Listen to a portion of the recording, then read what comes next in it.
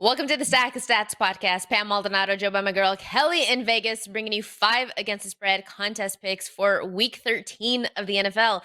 Kelly, we have yet to have a 5-0 season. What do we need to do? I thought about that the other day when every single public side, except for my Minnesota Vikings pick, I knew before it even tipped off. Like I was like, oh, I've seen this dog and pony show too many times where all of a sudden the public finally gets obliterated.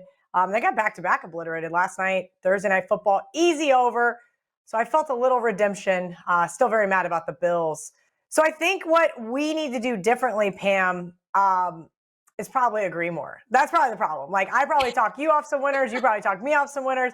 This is tough. I actually have a buddy, and I'm not kidding you. It's a group of 5 in the same contest as us, and each one of them gets a pick. And I said, well, what do you guys do if you're opposite? Oh, we're like hardly ever opposite. What do you mean you're hardly? There's 5 of you. How is that even possible? So I think that is probably the best way is to be with like-minded individuals. But what makes this show so fun, Pam, is that we disagree. So last week, that was a really good comparison because your best bet was Vikings. You're like, Pam, I'm going to jump forward to Monday Night Football. And in my head, I'm like, yeah, we got the same game. And you're like, I'm on Minnesota. And I'm like, what? I'm on the Bears. And then we gave our reason as to why. And then we let you decide, the viewers who are watching this, decide which side you like most, I guess. But I mean, yeah, there's a reason why it's just you handicap so differently than I. And I don't think that's a bad thing, but because of the way we do things, we are opposite a lot. I have been more inclined. I don't look at where the money's coming in. I don't look at what other people are doing. I don't look at situational spots of like sandwich, letdown, conference, road game. I really don't do anything of that. I really look for a strength or a weakness and how does it match up to the other side. And so because of that, you and I are just so vastly different, but it makes for good content. It does. And here's the bottom line, Pam. The NFL market is the most like concise, tight, regulated market that could possibly be, right? And that's why you see Right. guys like, let's just throw out a name like this, Billy Walters, right? Whenever one of Billy Walters' runners goes into a casino, I always hear about it. And I'm like, well, are you sure you got the right side? What if one of his runners went to a casino across the way and I actually bet the real side after the line moved? And then you got to get that, oh, question, right? Because there are guys like that, but you hear about it maybe 5 times a year, Pam. Very, very Mhm. vaguely. I knew that my Denver Broncos were absolutely screwed in 2013 when I heard that Billy Walters bet the Seattle Seahawks. And I bet the over, and I was like, all right, I'm not betting the Broncos. I just, as a fan, this is very early on in my career, I was like, I knew better than to be on the opposite side of Billy. And it was a bloodbath. But that's the last time I've even heard him bet a Super Bowl. I mean, these types of Mhm. professional guys that you hear, like you said, you hear all this chatter. I think you got to kind of push out the noise. So I would agree with you that I do listen to other people's opinions and I don't want to be on the other side than them, but it is kind of tough. I mean, and also this is a Friday. Some days we do the show on a Wednesday, some days we do the show on a Thursday. And by basically middle of Sunday last week, I knew Vikings was a loser and I still had to tweet out my best bet video because that's what you got to do. You got to go down with the ship. You got to own it. It's not, you can't just go, oh, wait, it's not my best bet anymore. I take it back. People would lose their minds. Right. Just a side note that is nothing related. You mentioned Billy Walters. His book, The Gambler's Secrets of Life of at Risk, Secrets from a Life at Risk. It is one of the best reads that I've had in recent times. It is so captivating. You want to talk about like Elon Musk, you want to talk about like the great minds of the world. That is exactly Billy Walters. But for the people who don't know sports betting, are probably going to be less familiar, but he is one of the best minds of the world. It just happened to have been in the gambling sector. So that is a book that I highly recommend. Kelly, let's get into it. We are talking 5 against the spread contest picks. These are what we, as a reminder of what we're doing, these are set lines released every Wednesday. They do not change. Automatically in is Kelly's best, automatically in is my best, and then we try to come up with the next 3 to fill up our 5 card pick. Your best bet this week, though, I think I heard you somewhere on social. You and I'm pretty sure, are in agreement, which is what you said we need more of. So, what is your best bet for week 13? So this is just a really basic handicap. This is nothing too crazy, Pam, in regards to why I like the Titans here. So what did we see last week, right? The Titans, they got to beat up on the lowly Panthers. And the Panthers are a garbage team, which is why their head coach, Frank Reich, got fired. I don't know if that's going to fix their woes, but on to the Titans. Titans all but dominated, but I will say this. They looked a little lackluster, and Will Levis especially. He hasn't looked as good as the last time I took the Titans at home, and that was against the Falcons. The reason why I did is because we all know that I love these divisional home dogs, and they come to fruition in these types of spots. Who looked really good last week? That's right, the Indianapolis Colts. They put a ton of pressure on Baker Mayfield. He was on his back a majority of that game, and now the line has ticked down without Jonathan Taylor. That's not why I'm betting this. I actually took the +2 earlier in the week. I put the Tennessee Titans in a bunch of teasers. What I think is going to be the difference maker here is Tennessee's rush defense. They are going to be able to really slow down this Indianapolis offense, even though they have no Taylor. I don't know if it matters. On the other side of the ball, I think that Derrick Henry is going to be able to exploit this Colts rush defense. Now, we know that Indy's got a big pass rush, right? And they are going to make Will Levis's life a little bit of hell. But double check, today is Friday, so we're going to get the injury reports. I'm hoping that Will can get back at least 2 of his offensive linemen. I also do like the Titans as well. I contemplated also making it my best bet. But if you're looking at the Colts in the last 5 games, they've allowed 148 rushing yards. That totally leaves the door open for Keen Derrick Henry. I'm still calling him the Keen. That's still my guy. He is still one of the best running backs, and we've seen him. What do we know historically about Keen Henry? As the season progresses, he tends to ramp up his yardage production. And here we are.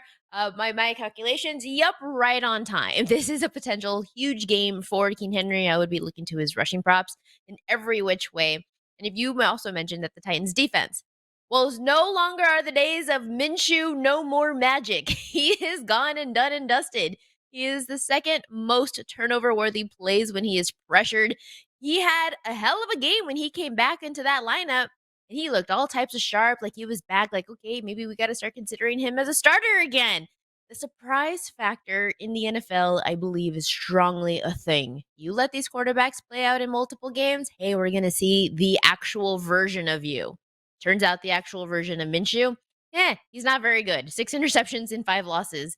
And as mentioned, he has the second most turnover worthy plays when he's pressured. So I'm in full agreement with the Titans. I also like the under on this, though. I've been wrong about the Titans hitting the overs because their defense, at least, is super stout at home. I like the under. I like the Titans. I like King Henry props. I'm not sure if you're going to be in agreement with my best, so we can talk about it.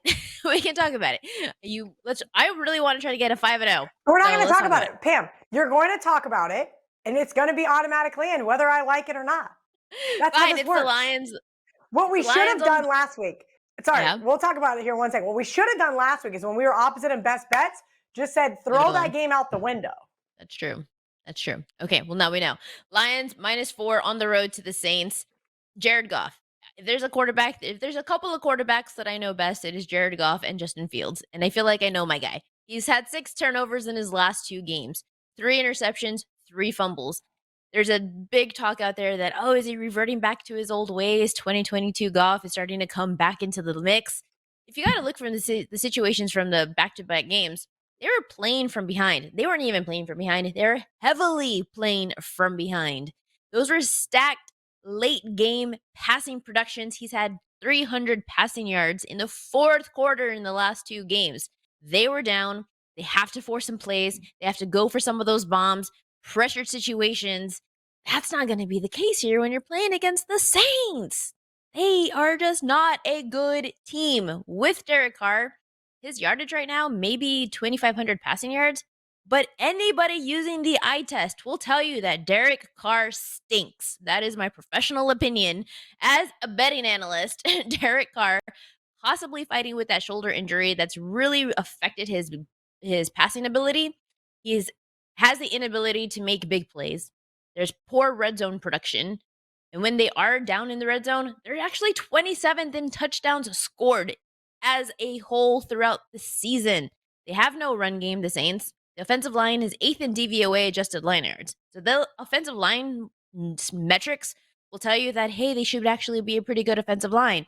but they're averaging 3.8 yards per carry. That's 26 in the league. Alvin Kamara is not the same running back that he was in years past. He's struggling to make guys miss, struggling to gain yards after contact. That was his biggest strength in even last year before. Jamal Williams, we all remember him as a Lions running back. He was an absolute stud, crushed it in Detroit. He's not the same a lower your shoulder, run over people type of player right now. So because you don't have that run game, now you're relying on Derek Carr. He is not good. There's a reason why the Saints are 0-4 against the spread at home. This is a big rebound spot for the Lions, even on the road. That's my best bet. What do you think, Kelly? I fucking hate this team. I want them to lose every game for the rest of eternity. But in all actuality, Pam, I don't disagree with you. Sorry, I was pulling up something that I wanted to double check, but no injury reports are out yet either. So here's kind of my caveat with this Lions team. This is the exact situation as the Bucks. This is the most bet team of the week so far, according to, I think it was like a DraftKings tweet or FanDuel or one of those, right? Again, those things don't matter. You still have to play the football game. And you nailed it. This Saints team is atrocious at home. They are so bad. This is a huge bounce back spot for the Lions. While albeit I never want them to win another football game ever again, Jared Goff is my starting fantasy quarterback for this reason. He will have a bounce back game here. And eventually, New Orleans fans are going to lose their minds. They're getting there. You can kind of hear that kind of like chatter, if you will. You can tell that they're kind of a little bit on tilt from how the Saints have played this year. I think there was a lot of, I'll call it hype maybe, around Derek Carr. I watched Derek Carr for years in Las Vegas. I never thought he was that great. We obviously know Michael Thomas is out for the rest of the year.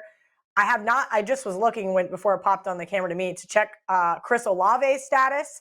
I know he's still questionable. Was going to see what came out of practice today. So that's something that's really interesting. Pass defense from the Saints. Hey, they've been decent at home. They've allowed 6 scoring passes in the last 3 home games. Not great, but we'll see. Alvin Kamara could have a big game, but this reminds me of the Bucks game so much that we talked about. I think it was like week 3 or 4, and I said I was going, and I said I don't understand how everybody loves the Bucks here. What's to love? What's to love about the Saints? Not a damn thing. So I agree with you. I like the Lions to have a bounce back here. So then those are the 2 bets that are automatically in. We're talking about Titans +1 at home to the Colts and taking the Lions on the road at -4 to the Saints. Kelly, there's what is the next game? Then let's see if we can find some agreements now. What is a second game that maybe you could have made your best bet, your second favorite? What do you love? What do you like? What do you like? What are you pondering? I don't like anything. Let's put it that way. Last weekend just wrecked my soul, starting with Thanksgiving. And as I mentioned, subsequently going on to the Bears. And then, Zay Flowers, thank you so much. Learn how to make a football winning play.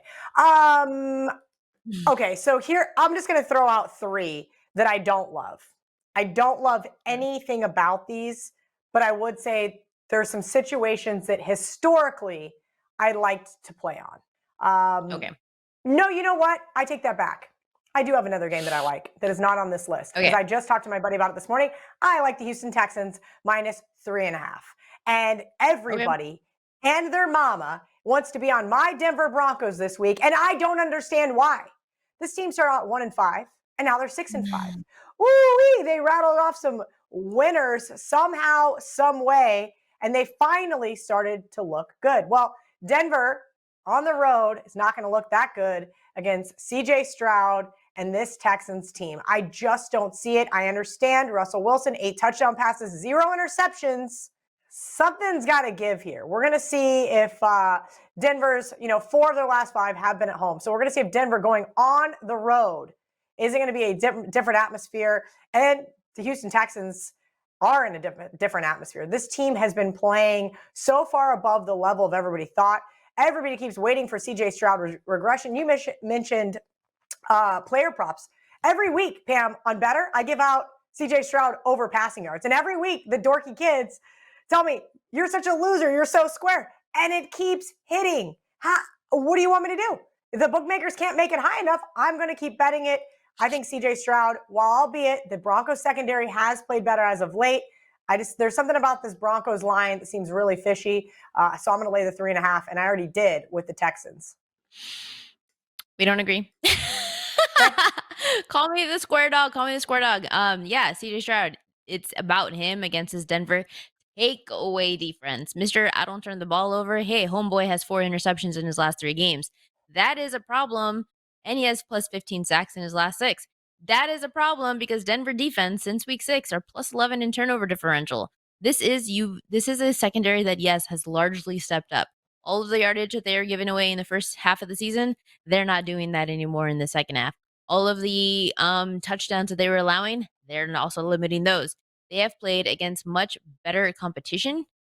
You mentioned one thing that did catch my that made me intrigued was this is now Denver on the road. The only one road game in this win stretch was at the Bills. So it's just really a big question of can Denver defense translate that on the road, who has 7 interceptions since playing Mahomes since week 6. Stroud, that really is the only thing, is this is now a road game for Denver, who has had the luxury of playing some of these opponents in their home stadium. I I don't just have don't a think. strong Oh, opinion sorry. Go either ahead. way. I don't have a strong opinion either way. So if you feel confident, you said you did put money on it, and I have no problem putting in the Texans because for that reason, like this is now a road game for Denver, and like let's see that translated. But they I are want to see that, also the and Texans are 0-4 against the spread as a favorite this season. that they are as a favorite. They have not done well. The one other caveat about this Broncos team is we've seen when they get into to what I would call a shootout, right? This is not a team built to win in a shootout.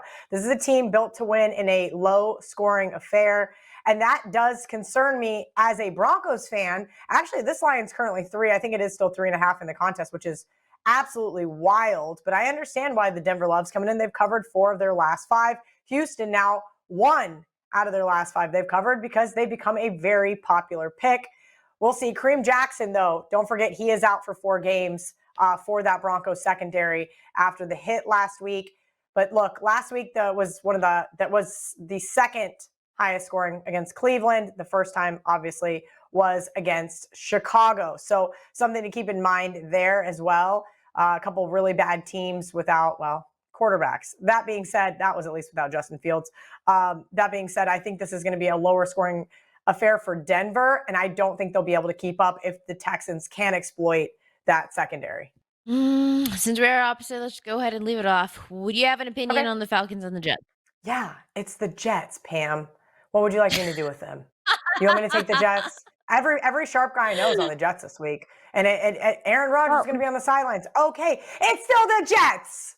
I don't care who's on the sideline. I don't care who's behind center for the Jets. It has nothing to do with the offense. It's Desmond Ritter on the road at the Jets' home. That is Laying literally point. the handicap. Shut it down. In his first game back, Ritter behind center, he had 2 thrown interceptions. The Falcons are 0-5-1 in the first half money line on the road. Why? Because he is not a good quarterback. His splits are absolutely wild. 6-1 at home, 1-5 on the road, 8 touchdowns compared to 1. But this is more so about backing the Jets defense, who has played Josh Allen, Patrick Mahomes, Jalen Hurts, Tua Tagovailoa, Justin Herbert. Those are the quarterbacks that you have faced. And now you're going up against Desmond Ritter. Please tell me, what can Ritter do? Even Bijan, as great, I am a Longhorn, hook 'em horns. I love my Bijan Robinson. What is he going to be able to do against this Jets defense that shows out in their home stadium? It doesn't matter who's behind center because those quarterbacks mentioned 4 touchdowns, 10 forced interceptions. Justin Herbert had his lowest completion and his yards. The reason why that game was much higher scoring and considered like a blowout by Jet standards is because you had Zach Wilson behind center who's giving it away every 2 seconds. I get it, Pam. It is the Jets. We'll put them on the long list and see what other disastrous games we really like. Let's run through Ugh. some games then. Let's run through some games, see if we match up on anything, and then we'll talk about it. 49ers, Eagles. What do you like? I like the No Niners, but analysis. Oh, fuck. yeah. Damn it, we're just like not gonna like be on anything. Do I we like the want it? Do we Lions. want to? Okay, let's just skip that one. Do we want to go Panthers? Just fired their head coach. Is there any motivation there? Do we hate this team so much because they just seem to not care, or does that light a fire under them in a divisional game that happens to be my favorite spread, 5.5? I'm not a big believer in just because you fired your coach, all of a sudden you become this brand new team. You still stink. Bryce Young, not I good. would agree. Like, The thing is I don't know a lot about Thomas Brown, who's going to be calling the plays. If he is one of Mhm. those guys, and maybe Bryce Young really likes him because that is his offensive coordinator, I don't know. The problem is the Panthers are going to have to be able to score at least 2 touchdowns to win this game, if not more, and that concerns me. And also, I haven't heard 100% whether it's going to be Kyle Trask or not. I was waiting to hear that from the Bucs sideline. I'm willing to plug it in purely for the situational spot. Let's do it. Okay. We got slim pickings. Why not take a risk on the flyer one? If there was a time to back the Panthers, it would definitely be this week. Change in personnel, maybe a rejuvenated locker room, maybe some belief that, hey, we can turn the season around, at least to finish out strong. And I'm not a believer in teams tanking. I've never been a believer of that. There's contracts, there's player incentives, money is on the line. These are grown men professionals. So no, I don't believe in Absolutely. tanking. Wanna Organizations plug might in the want to tank, Panthers but plus five and players a half. don't want to. Yep, let's do it. Exactly. All right, we'll go ahead and do that then. We'll plug that in. So that gives us 3. Dolphins, Washington. Opinion? It's a big number. Dolphins, Pass. man, yeah. Yeah, I mean, I'm not talking Commanders. If it for me, it'd be Dolphins or pass.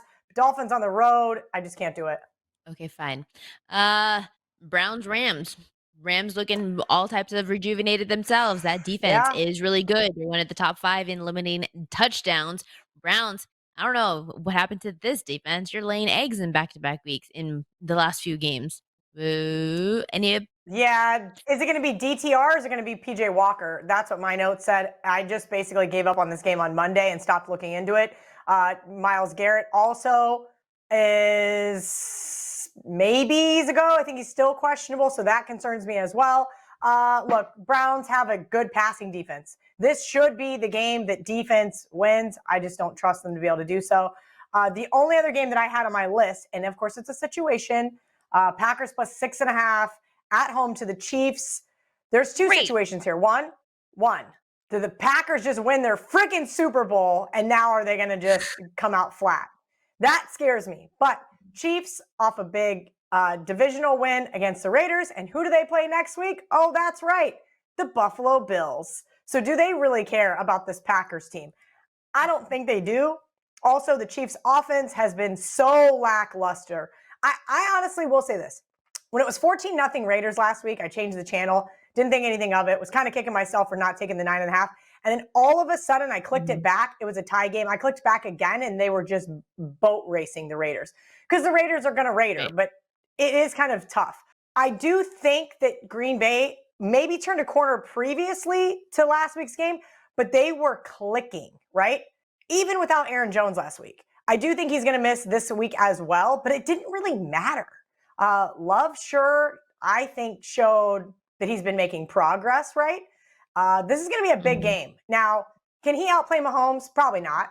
So I don't think they're going to spring an upset here.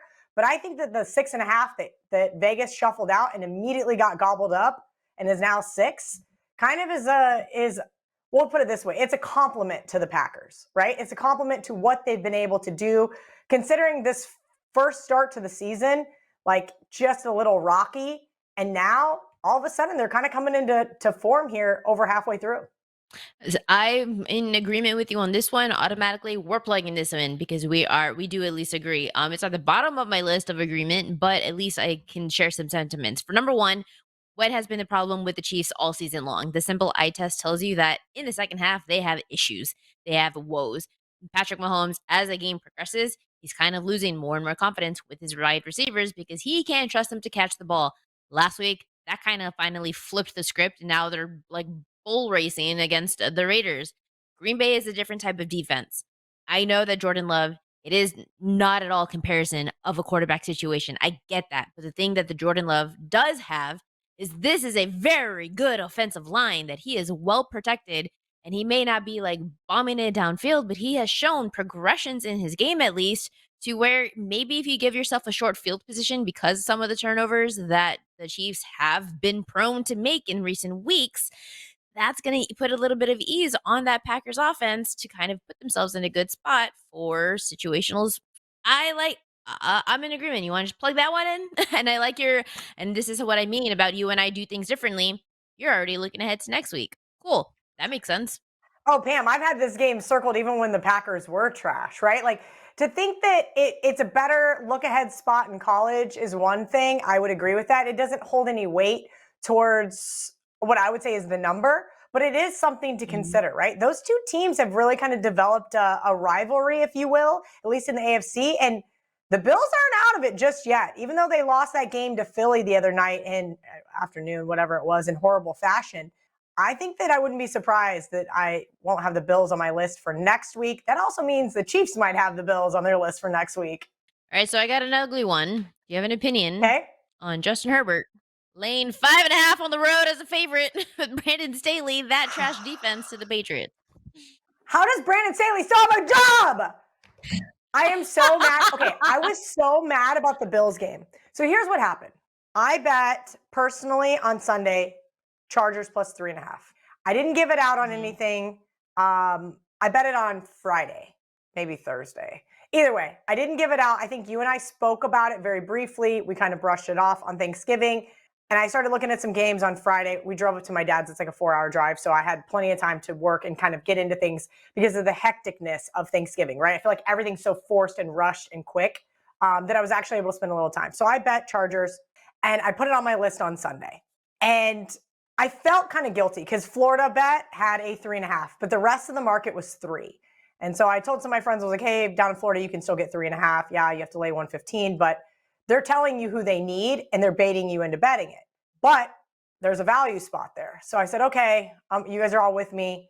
And at halftime, I was like, I'm exhausted. It's been a long weekend. It was my birthday. It was Thanksgiving. I want to go to bed. I woke up at 2 a.m. to a barrage of text messages asking if I was okay. And I'm like, what? And then I logged into Twitter because then, of course, I'm like, yeah, what are you guys talking about? And nobody's responding because it's 3 o'clock in the morning East Coast time. And then I saw what Zay Flowers did in the last minute and 30 seconds. I couldn't go back to sleep. I'll be honest with you. So now I have to table that anger. Not the anger shouldn't even be towards the Chargers because they at worst should have pushed. I should have won. But it was like subsequently all of those beats throughout the weekend, at least in the NFL that I took, that has really like hampered I'll call it my confidence in betting the NFL, right? It was just one Mhm. of those weekends when you take an ass kicking like that, you're just like, you know what? I need to go back to only betting my best bets, which is what we said at the beginning of the season that I was going to do because it worked out so well for me last year. Again, Right. Brandon Staley should have been fired. I don't understand how he's not. I want no part of the Patriots for any form or fashion. Looks like it's going to be Bailey Zappi behind center, which is crazy. I mean, the Patriots are one of the worst offenses in the NFL. They're averaging 13 and a half points per game. Like how could you not want to bet against this team, whether it is Mac Jones or Bailey Zappi or Bill Belichick, as the graphic was shown last night on Amazon? But I will say this: New England's defense has played really great in the last couple of games, even though Yes. they Yes. did not equate to wins. But Right. I don't know if I could lay it with the Chargers on the road. I mean, if I have to pick a side, it's only Chargers on the road. How about that? Oh, here you go. Actually, Right. you'll appreciate this. It's John Murray took the Pats plus 6 in his Nesson picks with Sammy. Then let's I do forgot he that because texted. I was like, I said, damn it, because I like the Patriots. There comes a point where they're at the bottom of the barrel, and have they reached that? I have no idea. We still may have not seen the bottom for the Patriots, but you said, and that is the key part. It is the Patriots defense that is still showing out. It is just the offense that hasn't made adjustments. We don't even have to talk about the offense. But this is also more so about Justin Herbert. As good of a quarterback as he is, one, he still doesn't have the surrounding pass catching core that he's used to having in years past. It leaves a lot less to be desired, laying this much on the road to a defense that is still in the top echelon of NFL games right now. They're not, top 3, but they're definitely still in the top 10. And now you're going up against Herbert, who the last 2 times was back in 2020 and 2021 against Bill Belichick, against this defense. He had only a 49% completion. He had 2 touchdowns, 4 interceptions. Granted, that was years past. Nothing has really changed about the Patriots defense. It's still the same Patriots defense. What we have seen changed now in this matchup is now Justin Herbert and the Chargers offense is not producing at the same level that we are used to seeing them in years past, and it's because he doesn't have the wide receivers backing him up, and now you have one of the worst defenses in the league. Listen, I'm with you.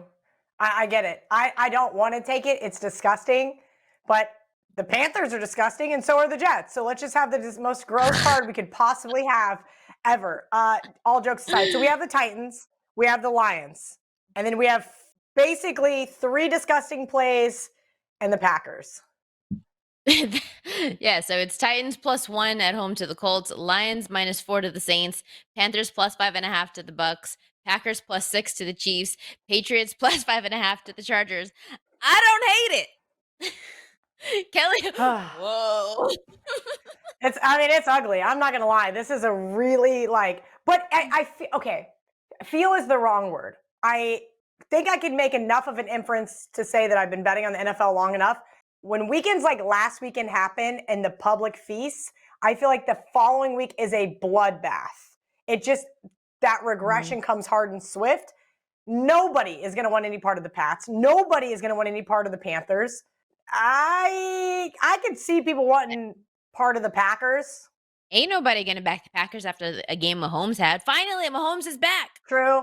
You're right. That's a very good point. He did have like I said, I didn't get to watch much of that game, but then all of a sudden it was just the Chiefs ran away with it, and I was like, oh well, that's what the Chiefs do, right? And They everybody play from behind and the world was on the second half under because what have we seen from the Chiefs? That they can't unders. produce touchdowns. They were shut out in like 2 games straight in the second half of games. Well, then what happens last week? They put up like 28 points. Like, yeah, Yep. Chiefs are back. That's a very good point. Yeah, One game does not I'm back with me. you. Okay, well, then Okay. those are our 5 against the spread contest picks for week 13. Titans over the Colts, Lions over the Saints, Panthers +5.5 to the Bucks, Packers +6 to the Chiefs, Patriots +5.5 to the Chargers. I smell a 5-0. Hey, wouldn't that be Gotta have fun disgusting with it. this week?